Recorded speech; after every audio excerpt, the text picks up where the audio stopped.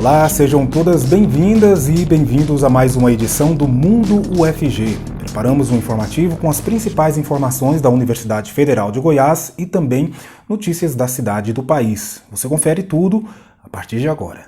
A organização Médicos Sem Fronteiras emitiu um comunicado afirmando que a situação atual do Brasil é uma catástrofe humanitária. O texto também faz um apelo às autoridades brasileiras para que reconheçam a gravidade da crise e que tomem medidas mais ativas para impedir que continuem ocorrendo mortes que poderiam ser evitadas. O presidente internacional da entidade, Christos Christou, defende que um dos maiores problemas do Brasil no enfrentamento à pandemia é a transformação de medidas de saúde pública em disputas políticas. A diretora-geral do Médicos Sem Fronteiras, May Nicolai, completa dizendo que, além da necessidade de suprimentos médicos, é preciso incentivar também o uso de máscara, distanciamento social, medidas de higiene e restrição a atividades não essenciais. A organização ainda diz que a desinformação e o ritmo lento de vacinação são problemas que estão impedindo o progresso do Brasil no enfrentamento à pandemia. E o Brasil está na posição número 73 no ranking mundial de vacinados contra a Covid-19. Falta de vacinas e distribuição desigual são fatores que colocam o país nessa preocupante posição. Em São Paulo, por exemplo, os distritos com maior taxa de vacinação concentram as pessoas de maior renda. No Rio de Janeiro, um morador de um bairro nobre tem até 3 vezes mais chance de ter recebido a primeira dose da vacina em comparação a um morador de um bairro mais pobre. Os dados são do Open Data SUS. Os números apontam também que em Goiânia, na região do Parque Bom Jesus, apenas 2% dos moradores foram vacinados até 25 de março. Nesta região, 70% das pessoas se autodeclararam negras. Já no setor marista, no centro da cidade, onde menos de 20% da população é preta e parda, foram vacinados 13% dos habitantes com a primeira dose da vacina até a mesma data.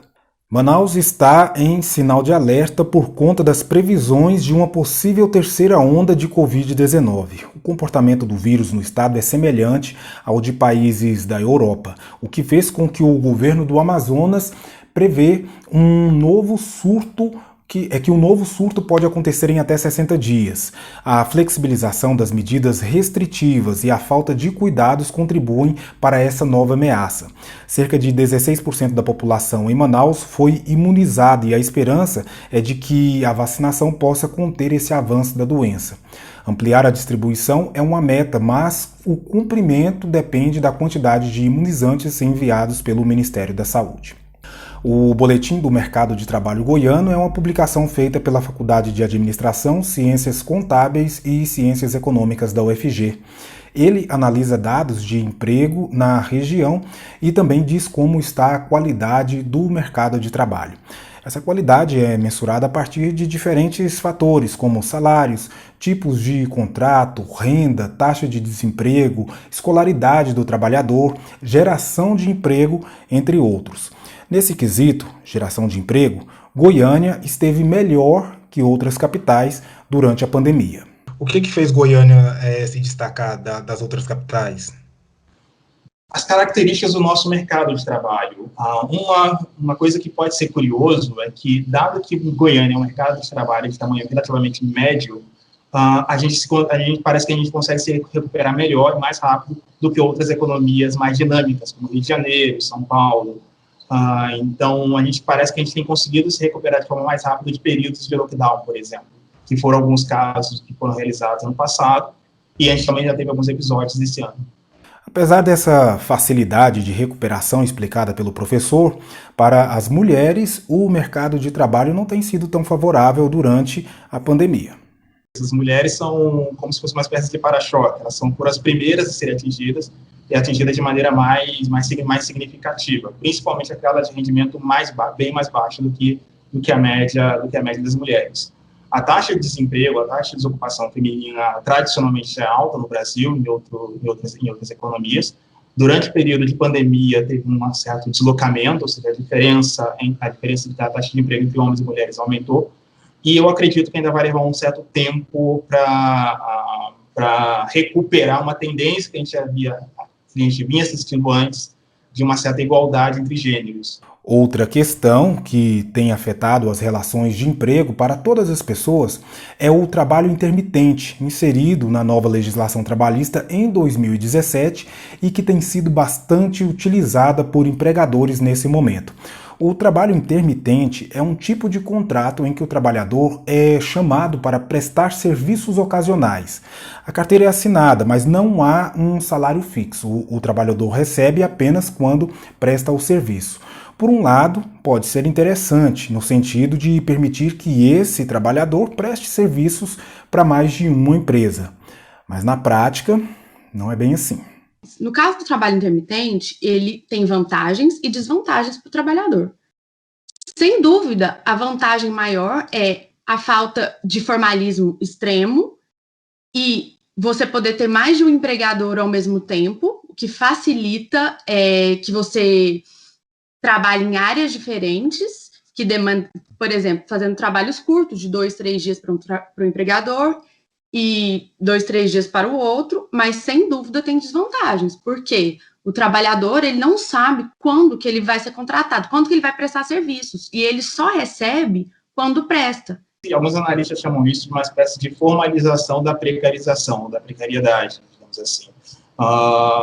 Não se configura como o trabalho precário de antigamente, mas com certeza tem uma qualidade inferior. Esses trabalhos intermitentes, esses contratos de trabalho intermitente, eles têm um nível de qualidade menor do que contratos mais tradicionais. Sim, ele pode ter mais de um empregador, mas ter mais de um trabalho pode ser sinal justamente de baixa qualidade do emprego.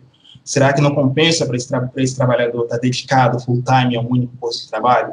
Claro que isso não é a regra geral, né? Claro que você tem várias exceções, claro que em algumas situações, sim, o emprego intermitente, ele tem colaborado para gerar alguns postos de trabalho, para sair de uma certa determinada situação de alta vulnerabilidade, mas se você se dedicar a mais de um emprego, ao mesmo tempo, pode levar a consequências tanto psicológicas, desgaste de capital humano, tanto desgaste de deslocamento, por exemplo, e coisas do tipo. O professor também aponta que os trabalhadores com menores salários foram os mais impactados com essas mudanças que a pandemia impôs ao mercado de trabalho. Apesar do vírus não distinguir classe social, infelizmente o desemprego parece que distingue. Então a população, justamente a população mais pobre é que foi a mais atingida. Quem tinha os contratos de salários mais precários foram provavelmente os primeiros a sentir o baque.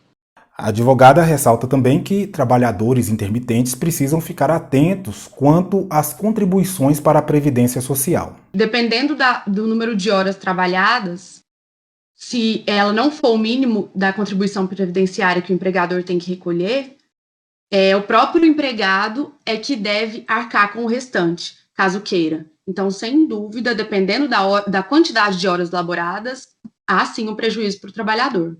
Então, para não ficar no prejuízo, o trabalhador precisa fazer o pagamento de forma autônoma para contribuir para a aposentadoria e ter acesso a outros seguros, como o auxílio-doença, por exemplo. Essa relação instável de emprego pode também abalar a economia. Sim, um trabalho de baixa qualidade ele pode acabar prejudicando a economia, porque você vai ter trabalhadores menos produtivos, empresas menos produtivas, a produtividade como um todo vai acabar decaindo.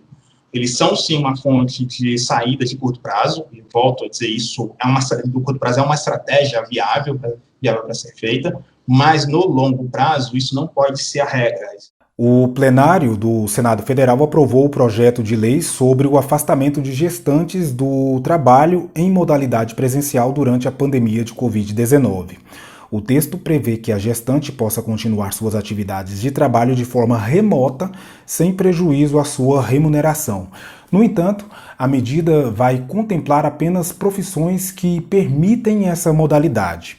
O projeto é de autoria da deputada Perpétua Almeida e, originalmente, era uma proposta para o ano passado.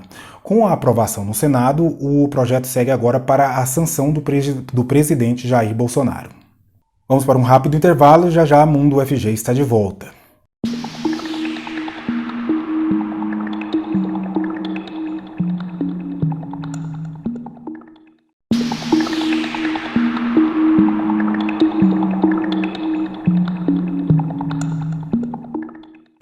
Mundo UFG, de volta, e olha só, em tempos de pandemia, saúde mental é um tema bastante discutido e com razão, viu? Isolamento social, instabilidade econômica e as relações afetivas rompidas dolorosamente por conta da doença têm mexido com os sentimentos e emoções. Mas não é só isso não. O excesso de telas, seja para entreter assistindo filmes e séries, seja para se comunicar com parentes, estudar ou trabalhar, também pode trazer uma sobrecarga emocional. Olha, essa fadiga em relação a esse uso excessivo das telas é uma fadiga que tem sido estudada e já tem sido até denominada como fadiga do Zoom.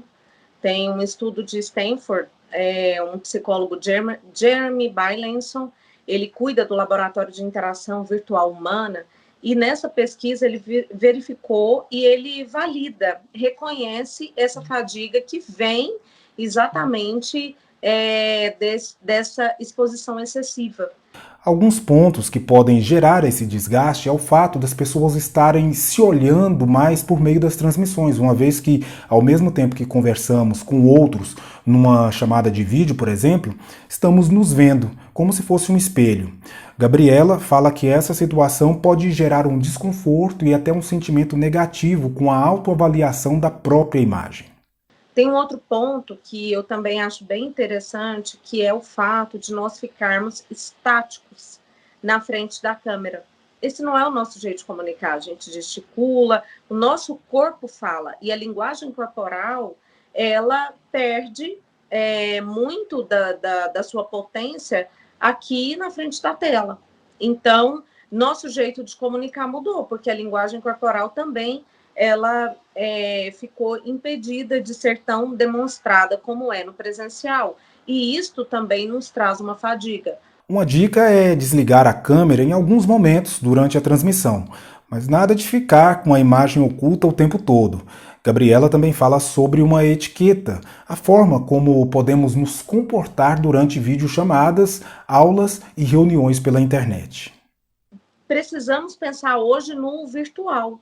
E essas regras são para conectar melhor com o outro, para respeitar o espaço do outro. Ora, imagina eu ministrando aula e todas as câmeras fechadas. É muito ruim para o professor que está do outro lado, dá um sentimento, uma sensação de que a gente está falando para a tela. Então, um dos pontos dessa etiqueta é abrir a câmera. Outra coisa, a maneira como você se veste ou se porta frente à tela. Já tem também outros estudos que mostram que até o seu modo de vestir, por exemplo, se a pessoa decide participar de uma reunião de pijama, a produtividade dela diminui, até porque o seu corpo ele não se preparou para aquele momento, para a reunião, em termos de organização,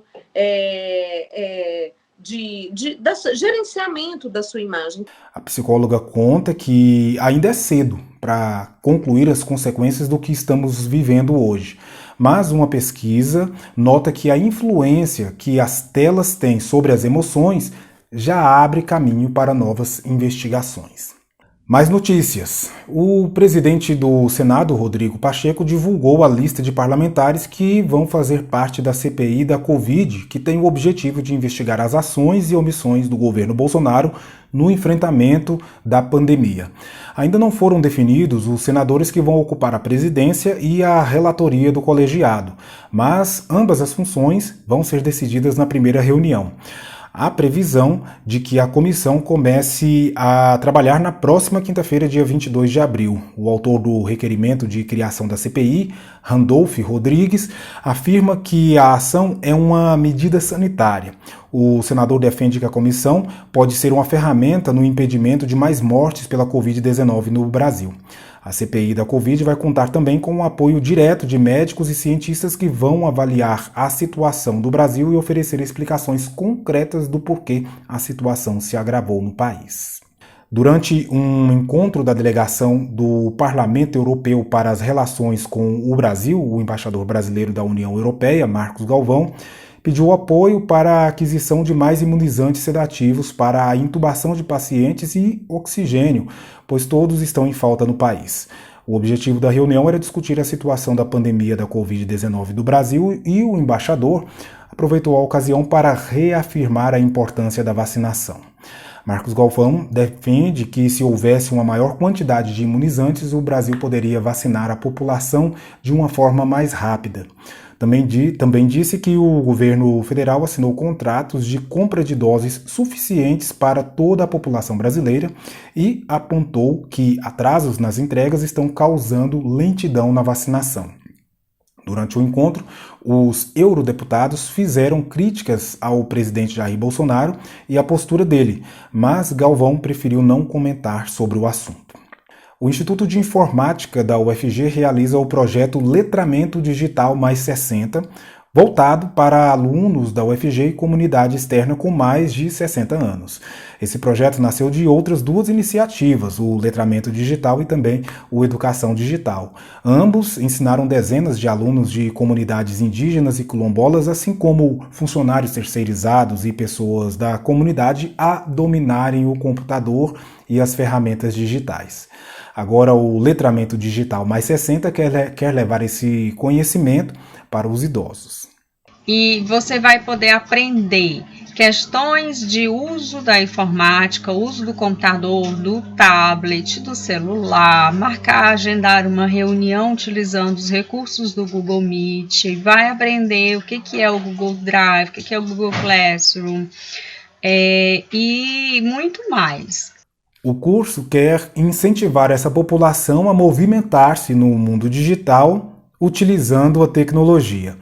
Além de Raimunda, a equipe também é composta por estudantes de diferentes cursos do Instituto de Informática, IESA e EMC, por exemplo. O curso é na modalidade à distância, viu? As aulas acontecem às quartas-feiras, das 14 às 15 horas e 30 minutos, pelo Google Meet. Temos um grupo do WhatsApp, onde são postadas todas as informações referentes ao curso, a ementa, o link da aula. Os estudantes marcam com os monitores os horários de atendimento para tirarem dúvidas. Além do conteúdo das aulas, o grupo também vai receber informações sobre outras atividades que estão sendo desenvolvidas pelo projeto Letramento Digital. E olha só, se você é aluno da UFG e quer colaborar com esse projeto, também pode se inscrever. Todas as informações estão no site do Instituto de Informática, inf.ufg.br. Vamos para mais um rápido intervalo e já voltamos.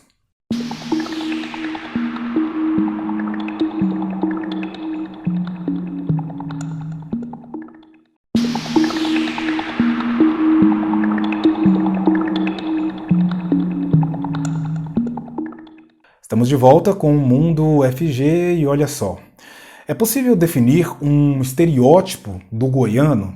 Aquela figura do homem simples, do meio rural, costuma ser utilizada para representar um goiano do pé rachado.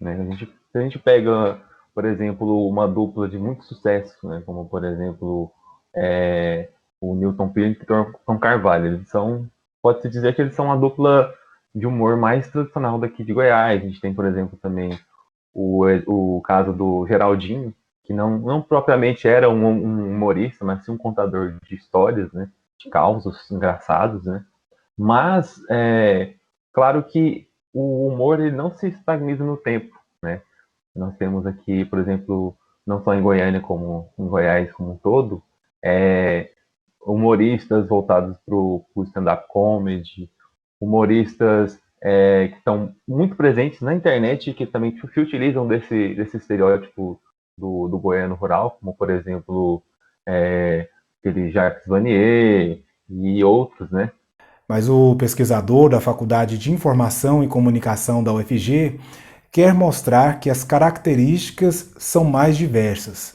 Para isso, ele buscou num perfil humorístico de uma rede social dados para comprovar o seu argumento. Pode-se dizer que o humor goiano é um humor plural, né? Nós temos, sim, essa veia mais tradicionalista do humor, mas tanto o tradicional quanto o moderno, eles coexistem entre si, né? E também, não só coexistem, como também se hibridizam, né? A página analisada foi o Goiânia Mil Grau. O interesse surgiu inicialmente como algo pessoal, mas depois virou objeto de pesquisa de mestrado do Diogo. O local regional, ele ainda gera um certo afeto. As pessoas ainda elas ainda possuem laços com a sua cultura, regional, com a sua cultura local. Não que isso seja algo muito radical, né, quando se pensa num vínculo muito forte da pessoa com o local onde ela vive. Não, isso não é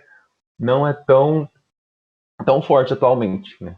As pessoas elas são influenciadas por diversas formas de cultura, né? Então isso acaba se juntando, né, numa identidade pessoal das pessoas, né? Então hoje em dia é muito complicado a gente ser muito absoluto quando se pensa sobre as identidades regionais ou as identidades globais. Os produtores de conteúdo da página são todos goianos.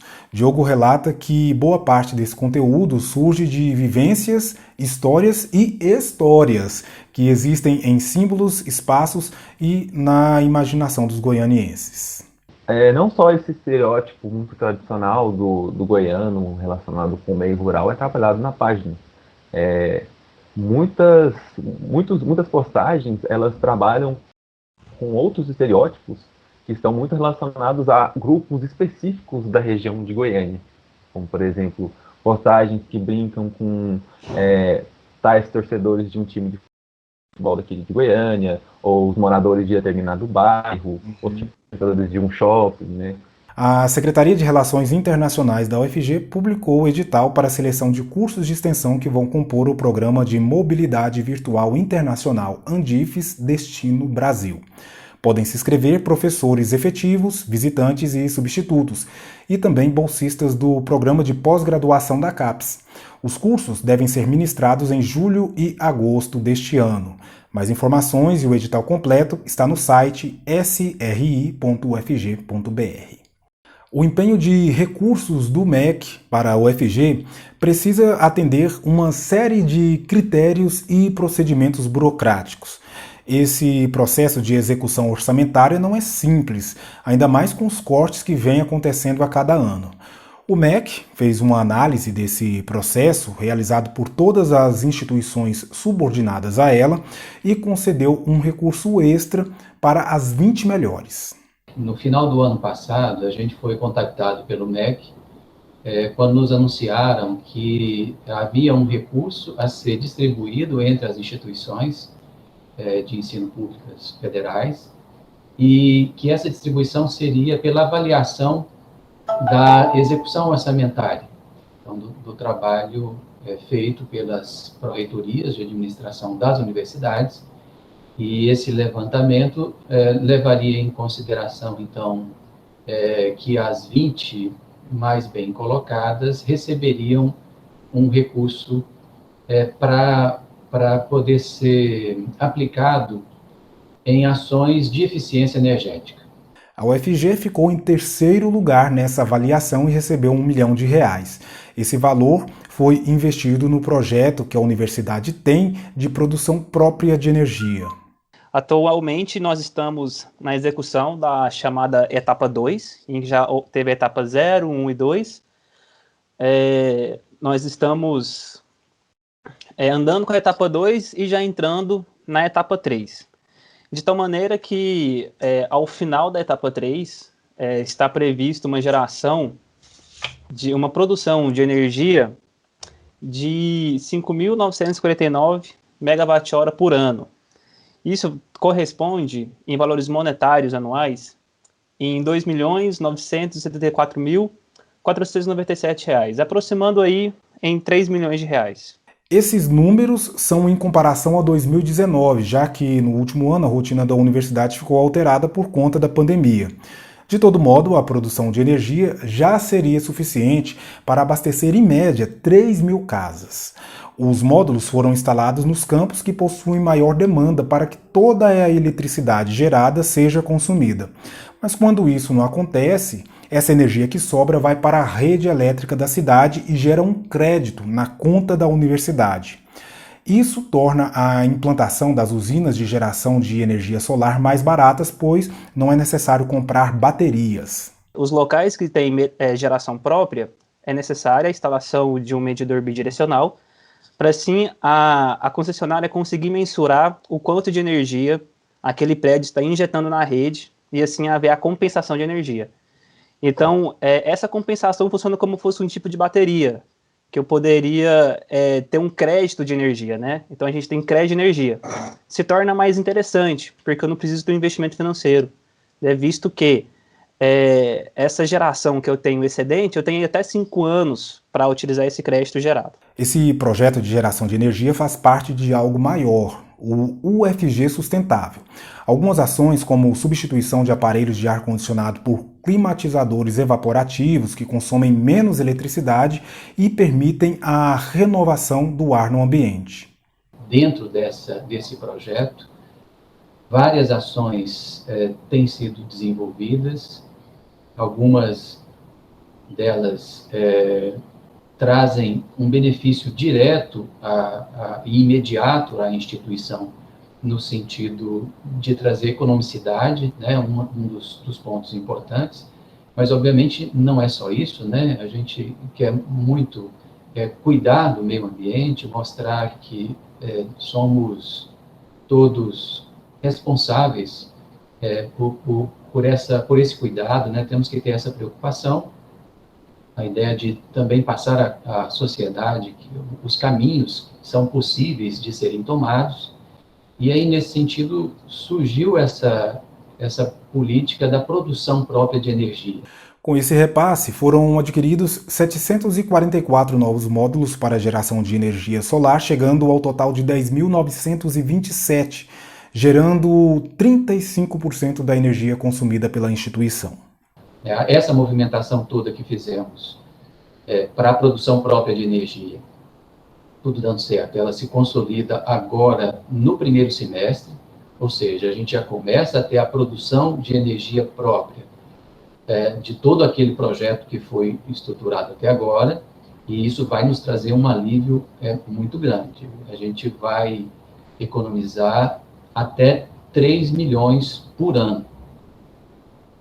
Traz um alívio, não soluciona o problema e a gente vai continuar envidando esforços para ampliar esse projeto e, por que não, chegar a 100% de produção própria. O pró-reitor conta que esse projeto foi idealizado em 2018 e agora ver essas ideias saírem do papel aumenta o entusiasmo para buscar mais recursos.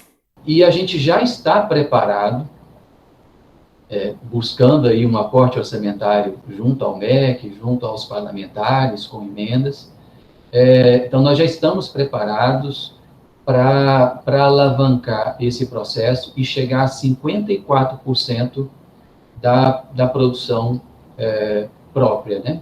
Se tudo continuar dando certo, né, acredito que no máximo 2 anos a gente consegue chegar aos 100% de produção própria. A gente está cada vez mais querendo evoluir e na direção da eficiência energética, em que para que a gente consiga, né, reduzir os custos da universidade, visto que o retorno de investimento é pequeno, 5 anos esse projeto se paga.